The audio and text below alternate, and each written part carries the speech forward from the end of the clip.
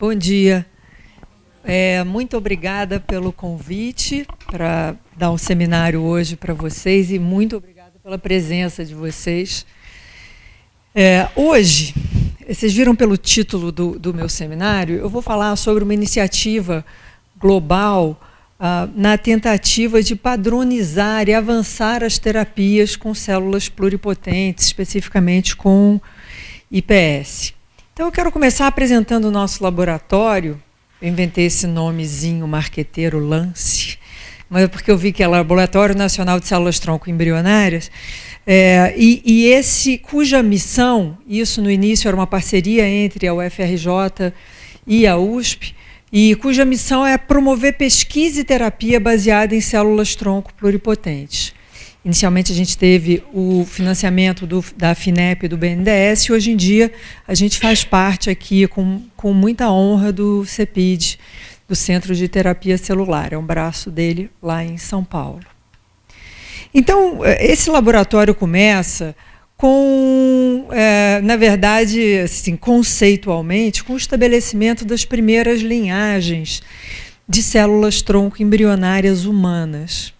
A gente já vinha trabalhando com células-tronco embrionárias de camundongo já há muitos anos, na verdade, desde o meu doutorado, acho que em 92 eu comecei a trabalhar com essas células, e na época a gente pensava nessas células, eu pensava nessas células, só como uma ferramenta para eu fazer meus animais nocaute, meus camundongos nocaute. Então a gente cultivava essas células no laboratório, fazia uma modificação genética específica nelas, reintroduzia no embrião, e por elas serem pluripotentes, elas se diferenciavam nos vários tecidos daquele embrião, na linhagem germinativa, e assim eu consegui estabelecer a minha linhagem de camundongos nocaute. Tá? Com o estabelecimento das células tronco embrionárias humanas, abriu-se um caminho alternativo para o uso dessas células, que é como fonte de células e tecidos para terapia celular. Então, quando foi aberta a chamada para esses centros de terapia celular, pelo DCIT, a gente criou, então, o Lance com vários objetivos, todos no sentido de fomentar pesquisa e terapia com células pluripotentes, e especificamente a USP se propôs a derivar novas linhagens de células-tronco embrionárias, de IPS, para terapia e pesquisa aqui no Brasil, e fazer um banco dessas células, treinar o pessoal na cultura e caracterização dessas células. Tá? E esse aqui é só um registro histórico da primeira linhagem de células-tronco embrionárias que a gente conseguiu fazer. Essas aqui são as células derivadas lá do blastocisto, no primeiro dia de cultura, e eventualmente elas conseguiram se adaptar e dar origem aqui a algo que já se assemelha com a morfologia das células pluripotentes humanas, das células-tronco embrionárias humanas. E aqui a nossa primeira colônia delas, crescendo numa camada de fibroblastos fetais, e elas aqui, duas colônias já em meios de cultura que permitem a gente crescer sem esses fibroblastos fetais, que dão muito trabalho para a gente trabalhar, para a gente no cultivo. E aí, para dar uma puxada de saco e agradecer o governo, né, a gente batizou elas de BR1, depois fizemos a BR2, 3, enfim, foi por aí. O laboratório ficou pronto há 2 anos atrás. Esse aqui é a parte de biologia molecular, e aqui as nossas salas de cultura com o ar, qualidade de ar controlada, todos os gases do lado de fora, para que possa haver a troca sem ninguém, daqueles botijões, cilindros, sem ninguém entrar no laboratório. Aqui a gente tem uma sala que é mais dedicada à pesquisa mesmo, com os fluxos abertos, e aqui é a sala que a gente vai produzir as células que forem destinadas para a terapia. Então a gente optou por esse sistema fechado. chamado Ex Vivo, da Biospherics, onde as células não entram em contato com o ar externo. Aqui tem uma barreira com plástico, você põe a mão aqui dentro para trabalhar com elas, as estufas estão aqui no fundo. Se eu quiser olhar elas no microscópio, o microscópio também está dentro desse ambiente fechado. E a gente optou por esse sistema porque aqui a gente não precisa ter esse volume todo de ar da sala controlado, com o rigor, né, exigido lá pela Anvisa, mas só esse volume aqui menor de ar. Né? Então o pessoal ainda está aprendendo a trabalhar, porque, enfim, é esquisito, a gente não está acostumado a trabalhar com a mão enfiada lá, mas, enfim, a gente estabeleceu esse sistema. E agora a gente está naquele doloroso processo de receber a acreditação pela Anvisa.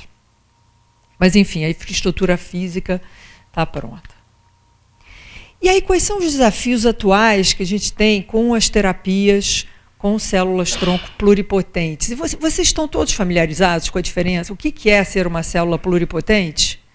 A pluripotência significa que essa célula é capaz de se diferenciar em qualquer tecido, qualquer célula derivada dos 3 folhetos embrionários. Tá? Ao contrário das células-tronco, tecido específico, como a célula-tronco hematopoética, a célula-tronco neural, que tem uma capacidade de diferenciação, mas específica para os tipos celulares daqueles tecidos. Tá? E aí os desafios que a gente tem são de segurança e de compatibilidade. Não sei se vocês pegaram a época, no início dos anos 2000, os ensaios clínicos com células-tronco adultas, principalmente de medula óssea, proliferaram, porque a gente sabia que essas células eram seguras. A gente fazia transplante de medula óssea há muito tempo e sabia que elas não formavam tumores. As células pluripotentes, não. Essas células, aliás, uma forma de você demonstrar a pluripotência dela é injetá-las não diferenciadas em animais imunodeficientes. E elas, se forem pluripotentes, vão formar um tumor. É um teratoma, é um tumor muito diferenciado, mas é um tumor. Tá? Então, quando a gente pensa em terapia usando essas células, essa questão de segurança é muito importante. Eu tenho que diferenciá-las in vitro para o tipo celular específico, de acordo com a doença, e eu tenho que ter certeza que aquela população de células diferenciadas não tem a capacidade de formar tumor, que não sobrou ali uma quantidade de células não diferenciadas que podem formar um tumor. Então, essa questão da segurança é muito importante. Ética e legislação a gente já passou. Eu temo que talvez a gente volte a ter que discutir isso por causa dos recentes debates sobre aborto e, enfim, talvez a gente volte 10 anos atrás no tempo, mas eu estou torcendo para não. Enquanto isso, seguimos trabalhando. Mas a indústria, a academia, junto com a indústria, vem enfrentando esse desafio da segurança muito bem. Então, em 2010, começou um primeiro ensaio clínico com células-tronco embrionárias para o tratamento de lesão de medula espinhal. Então, essas células foram diferenciadas em oligodendrócitos. Foi demonstrado em camundongos que esses oligodendrócitos não formavam tumores e, assim, partiu-se para os ensaios clínicos. Atualmente, esses ensaios clínicos são... essa terapia está sendo... Enfim, essas pesquisas estão sendo conduzidas por essa empresa aqui. Logo em seguida, uma segunda empresa, essa Advanced Cell Technology, também recebeu um ok do FDA para começar um ensaio clínico com células embrionárias.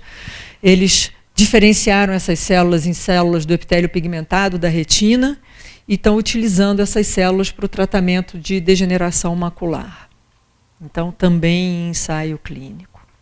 E agora essa empresa que comprou a outra empresa, porque tem uma coisa interessante nisso, que é o fôlego que essas empresas precisam ter, fôlego financeiro, para sobreviver todos esses anos de ensaio clínico. Então, volta e meia você vê isso sendo comprado por outras empresas. A gente tem aqui também uma outra questão, e agora, quer dizer, o que esses ensaios estão vendo são duas coisas, porque são ensaios ainda de segurança. Alguns deles já passaram para eficácia, mas enfim, o que eles estão vendo? Que não formar tumor naqueles animais significa que não forma tumor em seres humanos. Tá? Então, estão vendo segurança. E uma outra questão importante é a gente pensar na compatibilidade entre aquelas células e o paciente. Essas empresas estão trabalhando no seguinte modelo: a partir de um embrião, eles produzem, então, milhares de lotes de células diferenciadas, né? Todas geneticamente idênticas àquele embrião de origem, e eles pretendem usar essas células em toda a população, da mesma forma que a indústria farmacêutica faz um fármaco, faz um remédio, né? E um remédio serve para todo mundo. A gente não sabe se esse modelo vai funcionar por uma questão de compatibilidade. Quer dizer, esse embrião tem lá o seu genoma, esse genoma tem os genes de HLA, e será que essas células daqui vão ser reconhecidas pelo sistema imunológico dos pacientes como exógenas e vão ser atacadas? Né? Será que a gente vai ter uma questão de compatibilidade imunológica entre as células, como a gente tem em qualquer transplante? Tá? Então, essa é uma segunda pergunta que aqueles ensaios clínicos estão querendo responder. Quanto tempo essas células sobrevivem no paciente? Muitos deles envolvem uma imunossupressão inicial, que aos poucos vai sendo retirada, e eles vão querer, ainda estão endereçando essa questão. Será que esse modelo funciona? Tá? A gente tem, claro, a comunidade científica é muito criativa e, por exemplo, essa empresa que está desenvolvendo uma terapia celular para diabetes desenvolveu uma estratégia para resolver essa questão de uma possível resposta imunológica, que foi encapsular deixa eu ver se eu pus aqui, ó. Eles criaram umas cápsulas, uma membrana semipermeável, onde eles colocam as células produtoras de insulina, derivadas das células embrionárias. Então, de forma que essas células conseguem receber oxigênio, nutrientes da corrente sanguínea, elas conseguem identificar o nível de glicose no sangue e responder produzindo insulina. Mas essa membrana não deixa as células do sistema imunológico passarem. Tá? Então, isso pode ser que, nesse caso da diabetes, resolva qualquer questão de compatibilidade imunológica entre as células e o paciente. Mas, claro que isso não vai funcionar. Eu não posso encapsular células que eu quero que interajam com outras células do sistema, como é o caso da lesão de medula, como é o caso da degeneração macular. Tá? Então,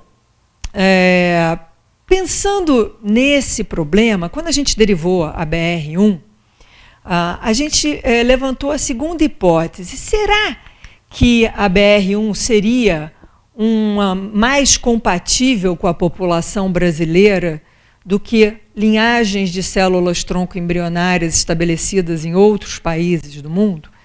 Então, para responder isso, a gente na literatura, a gente encontrou a tipagem HLA de várias linhagens diferentes e a gente tipou a BR1 aqui. E para ver se ela era mais compatível com a população brasileira ou não, a gente cruzou esses dados com os dados do Redome, para ver onde, na época, eu acho que tinha 1 milhão de brasileiros tipados. Então, vamos fingir que o Redome são os nossos pacientes, com quantos pacientes as nossas células seriam compatíveis.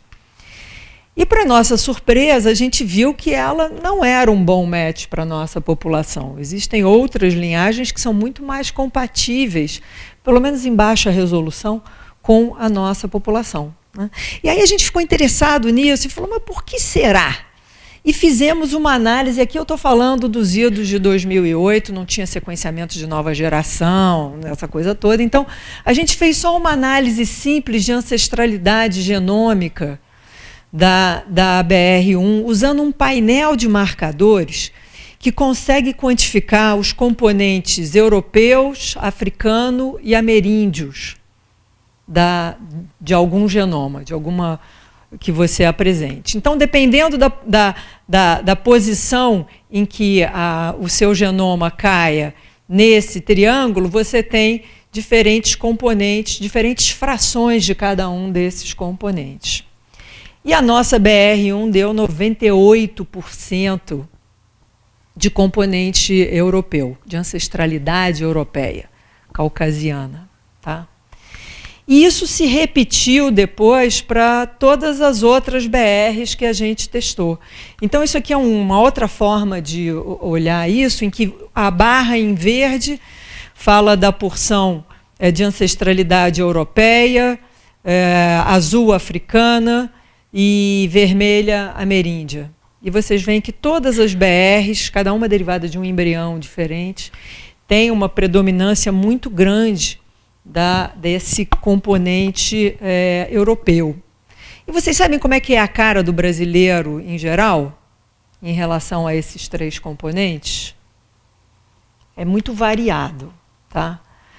Isso aqui foi uma análise que foi feita de centenas de brasileiros que se auto-identificavam como brancos, negros ou pardos. Cada linha dessa é uma pessoa. Tá? Então, você vê aqui esse branco, essa primeira pessoa tem 5% aqui de genoma amarelo, que é o africano, nessa figura, o rosa europeu, 90%, mais 5% de ameríndio. Ao mesmo tempo, você tem uma outra pessoa aqui que também se identifica como branco, que tem 70% de genoma africano, 20% de europeu e 10% de ameríndio.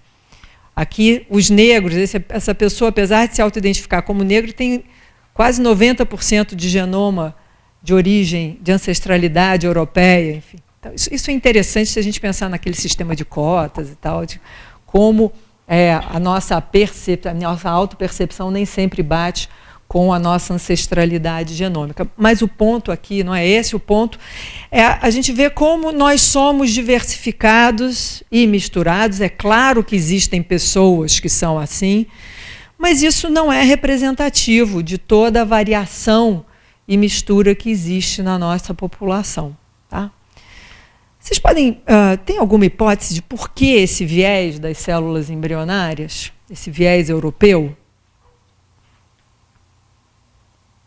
Hora de vocês pensarem.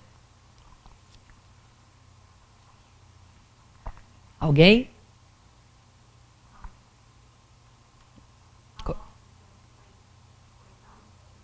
O que tem? Qual é?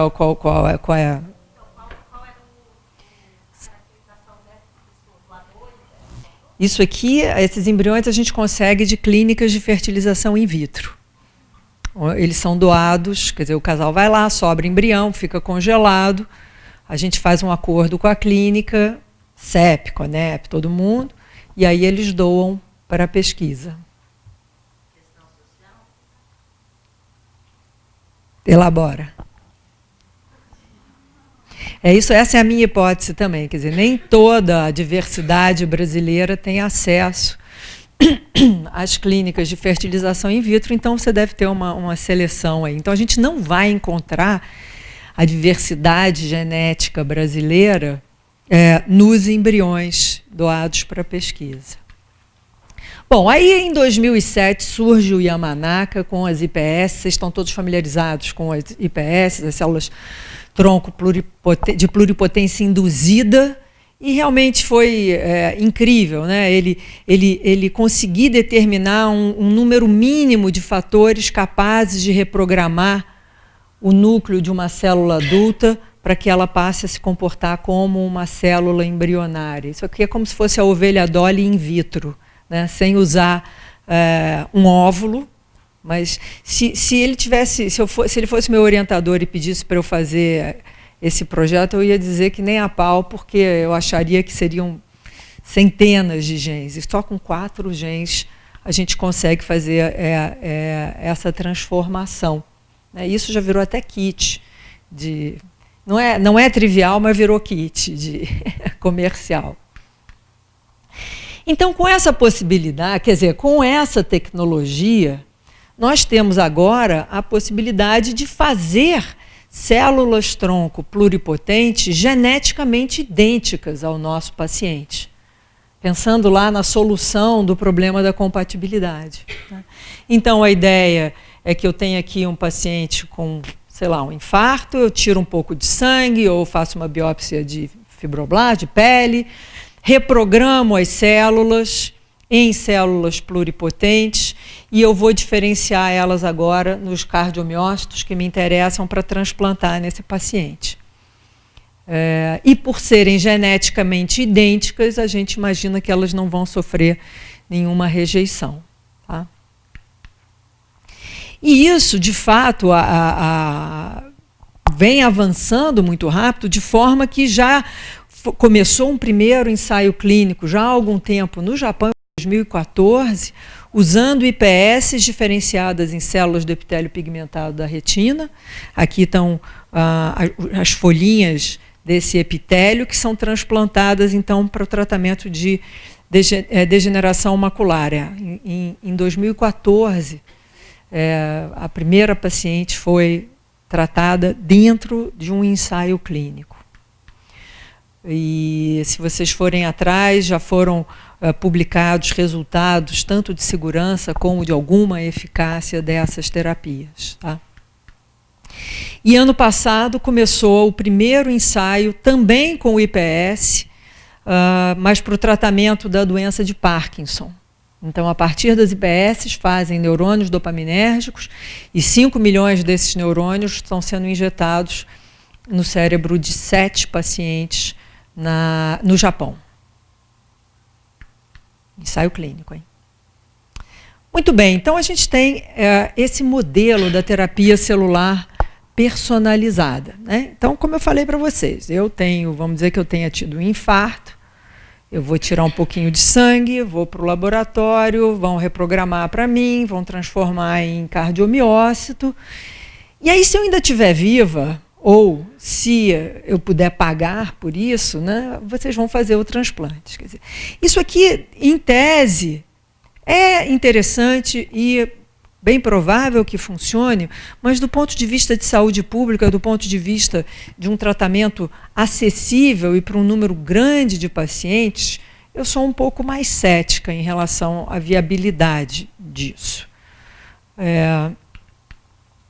Mas agora com as IPS, e se eu pudesse, em vez de ter que fazer agora, que a gente passou de um modelo de uma célula para todo mundo, para uma célula para uma pessoa, né?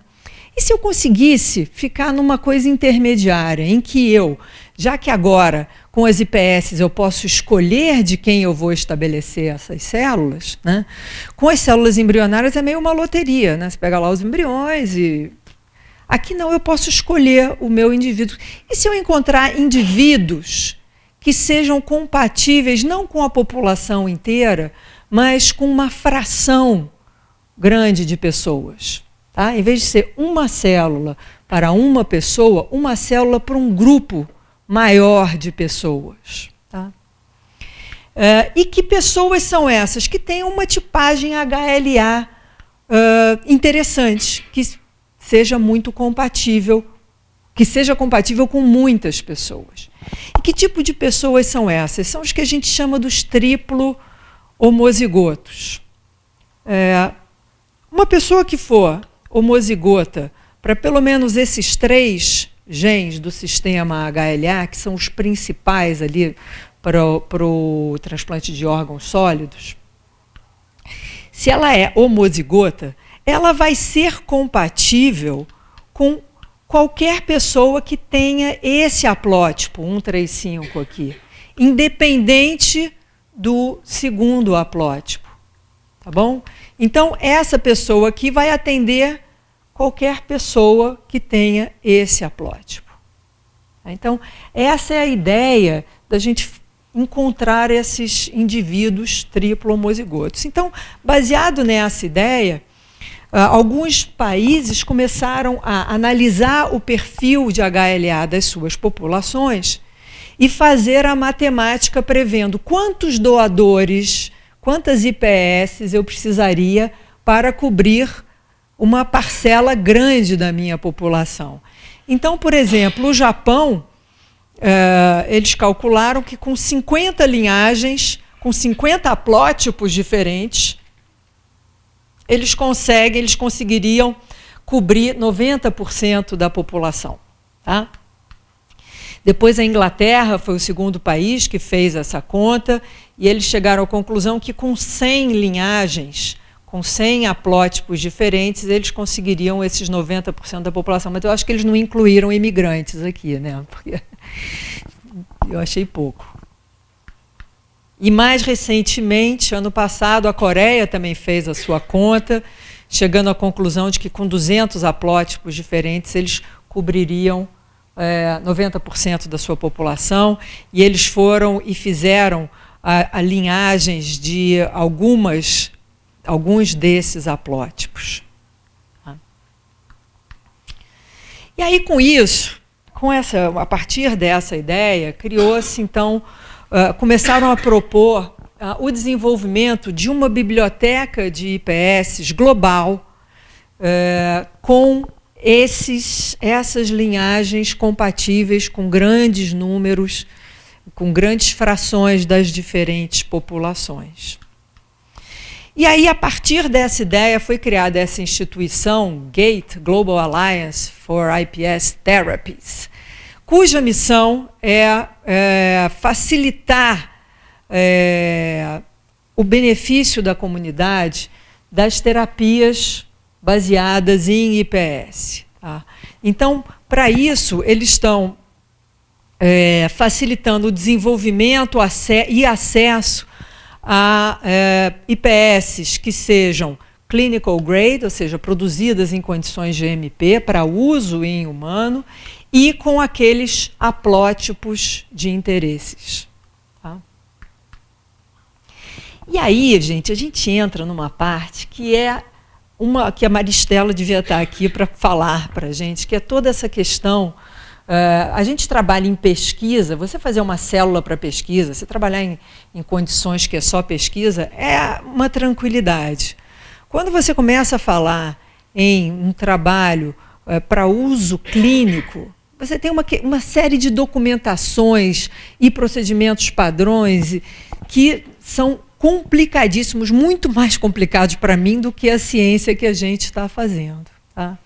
Então, eles aqui listaram as áreas em potencial para a gente padronizar, desde os formulários de consentimento, a forma de derivar, a qualidade, a especificação, o processo, né, as questões regulatórias de cada país. Então, são todas essas questões que estão sendo discutidas no âmbito aqui do GATE, com pesquisadores de diferentes países, para a gente tentar formar uma padronização dos critérios para o uso terapêutico das IPS, para a produção de IPS de uso terapêutico.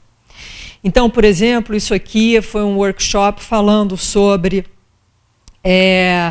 o consentimento do doador, que seja apropriado para todas as aplicações que a gente está pensando, até pela indústria, né? Então, uma série, não vai dar para ler, mas enfim, uma série de perguntas vão ter que ser respondidas nesses consentimentos para o doador, né? Por que esse projeto está sendo feito? O que são essas IPS? Por que eu quero doadores desse país, da Nova Zelândia aqui no caso? Por que eu? eu posso sair desse negócio, as minhas células podem ser clonadas, podem fazer uma pessoa a partir das minhas células, as minhas células podem ser usadas para fins comerciais, se elas forem, eu vou ter algum ganho financeiro com isso. Isso tudo tem que ser tratado explicitamente nesses consentimentos. Tá? E aí esse slide aqui é como se ele ilustra o papel do gate, que é você tentar juntar todos esses players, todos esses grupos para levar as IPS para a clínica. Desde políticos, regulatórios, os investidores, o pessoal da ética, médicos, academia, o pessoal de manufatura, que é diferente muitas vezes do pessoal da academia, né? Eu, por exemplo, sempre fui à academia, de repente eu ganhei um laboratório de manufatura e estou sofrendo lá, aprendendo agora sobre os critérios para fazer células em quantidade e em condições de boas práticas de manufatura. E vocês percebem, quem está aqui no meio, são os registros, né? Porque, como é que a gente vai selecionar... Putz, pulei. Como é que a gente vai selecionar quem vão ser esses doadores das IPS para uso clínico? E a gente chegou à conclusão de que quem tem mais experiência com isso, em captar doadores de células para um uso clínico, são os bancos de sangue e os registros de doadores de medula óssea. Né? Então, por isso que eles estão ali no centro daquele círculo. Então, esses registros, eles já têm uma tipagem HLA de frações diferentes de cada população. Né? Ele já tem um modo operando de termos de consentimento que pode ser, a partir dele você adapta para uso em IPS, ele já tem uma série de informações muito importantes sobre potenciais doadores. Então, todos os países que estão envolvidos nessa iniciativa estão se voltando para os seus registros de doadores de medula óssea ou de sangue de cordão para procurar esses doadores. Tá? Então, a gente fez isso, a gente fez uma parceria, uma colaboração com o Redome e com a UFRJ, para primeiro tentar entender qual é a diversidade de tipagens HLA que a gente tem na nossa população e achar aquele número mágico de quantos haplótipos seriam necessários para a gente cobrir 90% da nossa população. Bom, lá em 2008, quando eu fiz aquele negócio da BR1, o Redome tinha 1 milhão de doadores registrados, atualmente ele tem quase 4 milhões, 2% da nossa população. Desses, 3 milhões e 700 são tipados, apesar de ser em baixa resolução, para aqueles 3 HLAs que nos interessam, principais. E aí, a gente, analisando isso aqui, a gente achou 20 mil indivíduos que são triplo homozigotos para esses 3 genes, tá? HLA. Esses 20 mil triplo homozigotos, alguns têm haplótipos repetidos. Tá? Então, eles representam 1.900 haplótipos diferentes em triplo homozigose. Ok? Então, a gente tem isso aqui, que é um número bom. E aí? Quais são os mais comuns com a nossa população? Quantos desses são necessários para a gente cobrir 90% da nossa população? E aí a gente fez uma simulação e chegamos aqui a um número mágico, cadê o 90? Está aqui, de em torno de 350 doadores, seria aqui, né, o 90. 350 doadores, se a gente assumir que aquela população no Redome representa a população brasileira. Tá? Eu não sei se ela representa, mas é o melhor que eu posso fazer no momento. A gente precisaria de 350 doadores para ter um match da nossa população. Então, com esse número, em mãos, a gente conseguiu uma verba do DECIT, e o que a gente está fazendo agora, agora nesse momento a gente está sofrendo com a Conep, mas enfim, quando a gente conseguir resolver a Conep, aquelas coisas, a gente vai entrar em contato com os doadores, com os haplótipos mais frequentes, né? Isso aqui vai ter um ranking daquele que é mais frequente, de baixo, de baixo, de baixo. E aí a gente vai convidá-los a participar desse projeto a partir de uma doação de sangue, né? E é claro, aí eles vão passar por todas as triagens de doação, de doador de sangue, de medula óssea, e a gente no final vai ver quantos desses haplótipos quantos material primário, células primárias desses indivíduos a gente consegue armazenar. Tá? E a gente propõe também pegar os 3 mais frequentes e já fazer 3 linhagens de IPS deles em condições de boas práticas, em condições GMP, em condições para uso clínico. E aí outra coisa que a gente está interessado, afinal de contas a gente achou 1.900 haplótipos em homozigose, como é que esses haplótipos podem contribuir também para outras populações, né? A gente, desses 1.900, a gente viu que tem 350 que nos interessam mais. E os outros? Será que a gente deve ir atrás também de doadores dos outros haplótipos que poderiam beneficiar outras populações?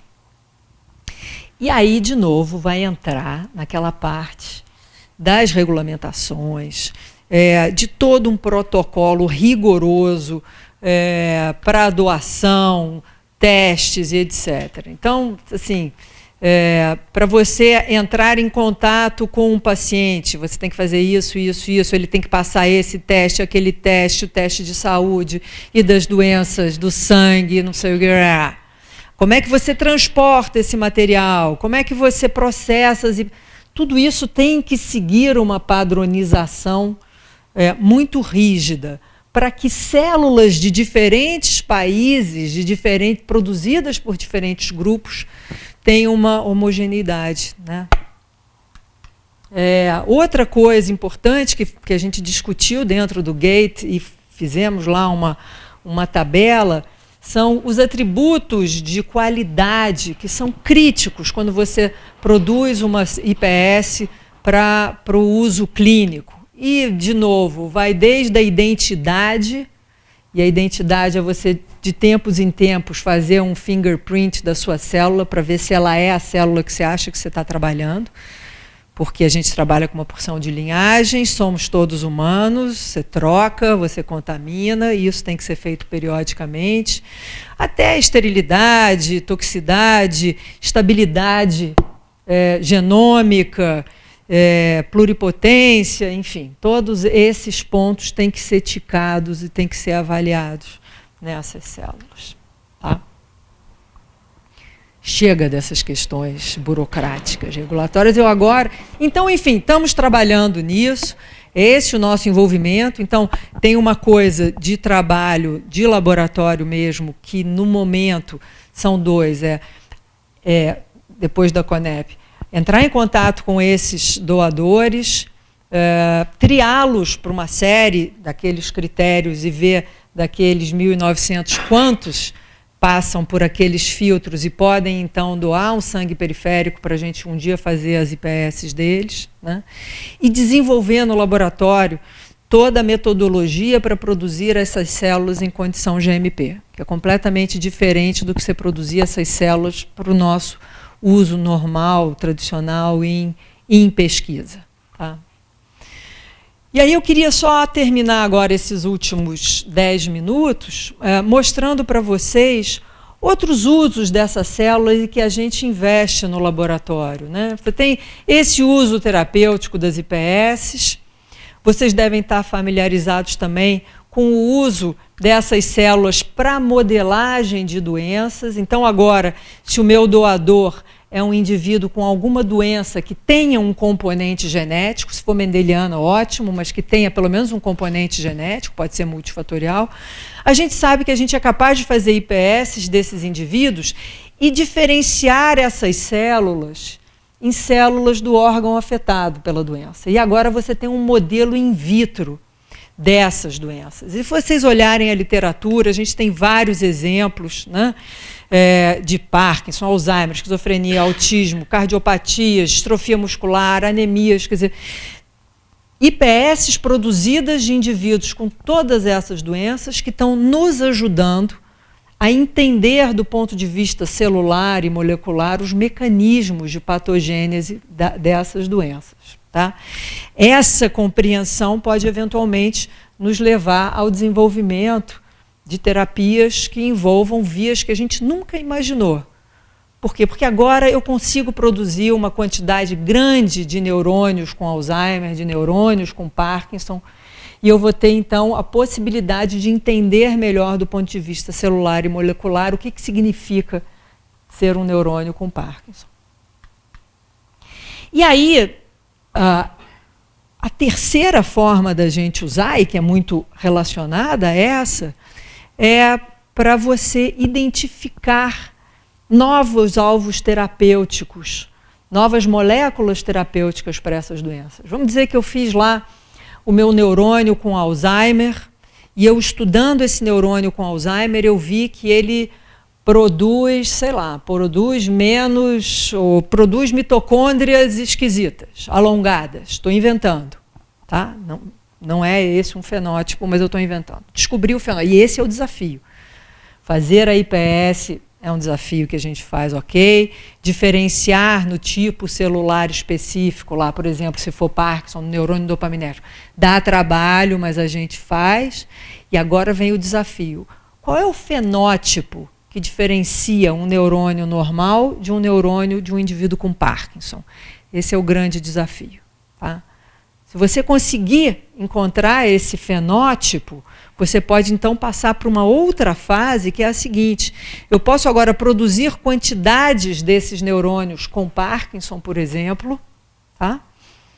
E jogar em cima deles uma biblioteca de pequenos compostos e ver qual desses compostos reverte aquele fenótipo que eu encontrei nessas células.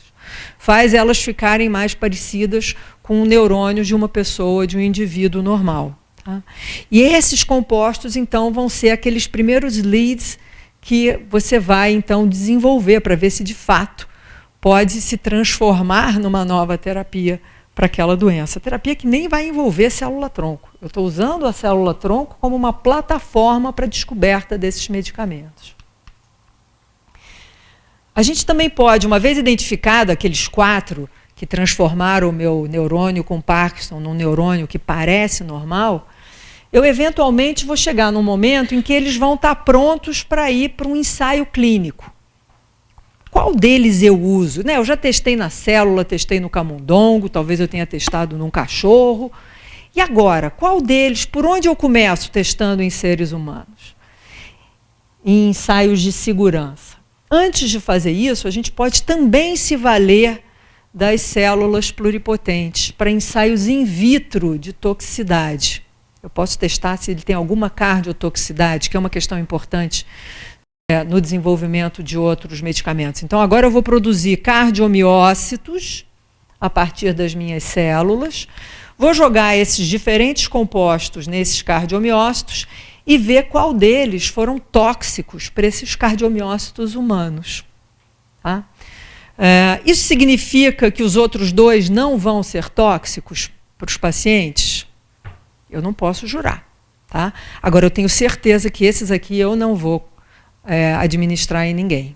Tá? Então, vocês veem que eu diminuí já o tempo, o custo e aumentei a segurança para os pacientes, para os indivíduos de um ensaio clínico de fase 1, se a gente conseguir usar esses ensaios de toxicidade usando as células pluripotentes. E aí, especificamente, o que a gente está mais interessado é uma fase que vem depois de um medicamento aprovado. Tá? E eu cito sempre esse exemplo do Vioxx. O Vioxx é um anti-inflamatório que foi lançado em 99, fez o maior sucesso, até 2003 já tinha vendido 2 bilhões e meio de dólares de Vioxx, a gente tinha 84 milhões de usuários tomando esse remédio. até que, de repente, começou-se a ver que para uma parcela da população, esse remédio causava um efeito colateral grave. E alguns pacientes até morreram. E o remédio, então, foi retirado das farmácias, né? Ele não é mais vendido. Não houve nenhuma malandragem no desenvolvimento do Vioxx, não pagaram para ninguém para ele ser comercializado, apesar de testes negativos no laboratório, nada disso. A questão é que quando você passa, isso aqui é o que a gente chama de uma fase 4 do desenvolvimento, que é você ficar monitorando quando um número muito grande de usuários de um determinado remédio, né, é exposto a esse determinado remédio. Porque agora pode ser que você ache uma fração rara, mas de indivíduos para quem seja tóxico. E essa história de reações adversas a medicamentos é uma questão importante. Isso aqui são números nos Estados Unidos mostrando o número de casos, de mortes, o custo que isso tem para o sistema de saúde. Tá? E, atualmente, os ensaios clínicos que são feitos com esses medicamentos são ainda feitos predominantemente em populações caucasoides. Né? E, baseado nos resultados dessa população, esse remédio é comercializado em diferentes populações que podem ter um background genético muito diferente. Né? E a gente sabe que a nossa genética, ela influencia como a gente responde a diferentes medicamentos, tanto na eficácia quanto na toxicidade. Bom, um ensaio clínico, você pega um medicamento, você testa numa população para ver se alguma parcela dessa população tem algum efeito adverso. Tá? Bom, se a indústria tiver que testar cada medicamento agora em diferentes populações antes dele ser aprovado, a gente vai quebrar o sistema de vez. Então, o que a gente imagina, eventualmente, que a gente possa substituir indivíduos de uma população por células de indivíduos dessa população, tá? No que a gente está chamando de ensaios clínicos in vitro, onde agora cada poço desse tem células de pessoas diferentes daquela população. E a gente pode fazer isso produzindo as IPS dessa população. Então, prevendo esse uso, quer dizer, quando os ensaios celulares de predição de eficácia e toxicidade estiverem muito robustos, a indústria vai precisar de diferentes populações in vitro. Então, a gente se propôs a fazer uma biblioteca de IPS que representem a população brasileira. E aí, para isso, a gente, onde é que eu vou arranjar a população brasileira? Né? Eu vou para Paulista no domingo, monto uma banquinha, dou aqui. A gente precisa de dados clínicos sobre essas pessoas, um mínimo de caracterização clínica dessas pessoas. Né? Porque, de repente, uma célula que tem um cardiomiócito tem um problema, mas o problema não é a droga, é que o indivíduo tinha algum problema cardíaco. Né? A gente precisa ter uma caracterização. E aí a gente descobriu o ELSA, que é o Estudo Longitudinal da Saúde do Adulto, financiado pelo Ministério da Saúde, que está acompanhando 15 mil brasileiros de 6 instituições, da Bahia até o Rio Grande do Sul. Tá? E esse é aquele tipo de estudo longitudinal em que essas pessoas são acompanhadas a vida inteira, são submetidas a uma série de exames clínicos e entrevistas, cujo objetivo é a gente identificar fatores de risco e incidência de doenças crônicas. Tá? Então, isso aqui é ótimo, porque eu tenho, então, 15 mil brasileiros que estão muito bem caracterizados clinicamente. Então, a gente fez uma colaboração com o projeto ELSA em São Paulo, para convidar esses participantes para fazerem parte da nossa biblioteca de IPS da população brasileira. Tá? Então, estão aqui os diferentes centros com os números de indivíduos atendidos em cada um deles. São Paulo é o HU, que é a 200 metros do meu laboratório, 1 quilômetro do meu laboratório. A gente tem 5 mil brasileiros, seguidos lá. Então, a gente então fez uma colaboração em que quando a pessoa vai lá para uma próxima onda de caracterização clínica, é convidada a participar disso. Então, para isso, ela doa mais um tubo de sangue, a gente purifica a fração mononuclear e congela. Tá? E com isso a gente tem lá nos nossos tanques de nitrogênio líquido 1.800 brasileiros congelados lá.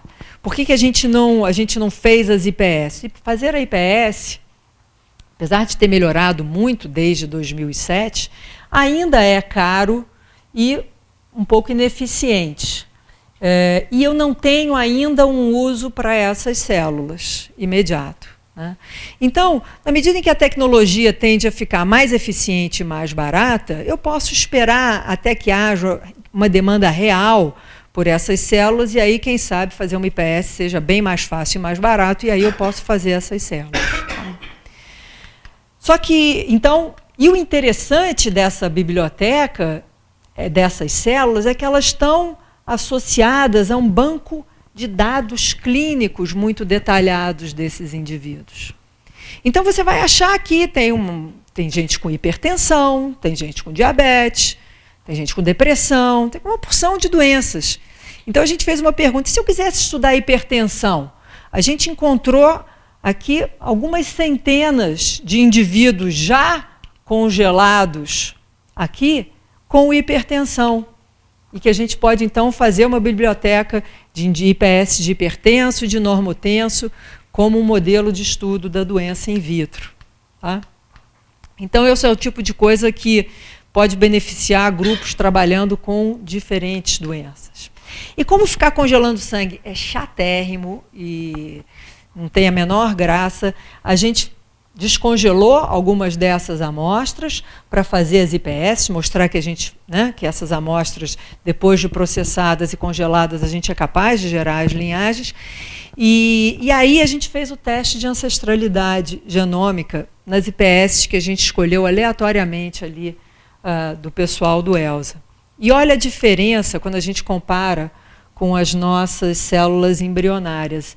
Aqui a gente encontra aquela diversidade da nossa população. Claro, tem essa aqui que é parecida com as nossas embrionárias. Isso aqui é brasileiro também tem essa cara. Mas brasileiro não tem só essa cara, ele tem isso aqui. Tá? Então a gente está conseguindo, com isso a gente demonstra que a gente consegue capturar nessas IPS essa diversidade genética e mistura genética que a gente não encontra nas células derivadas de embrião humano. Tá? Então, com isso eu termino e coloco aqui os agradecimentos a todas as pessoas que participaram de diferentes trabalhos do laboratório que eu apresentei aqui e, é óbvio, aos nossos financiadores, pelos quais nós temos eterna gratidão. Obrigada.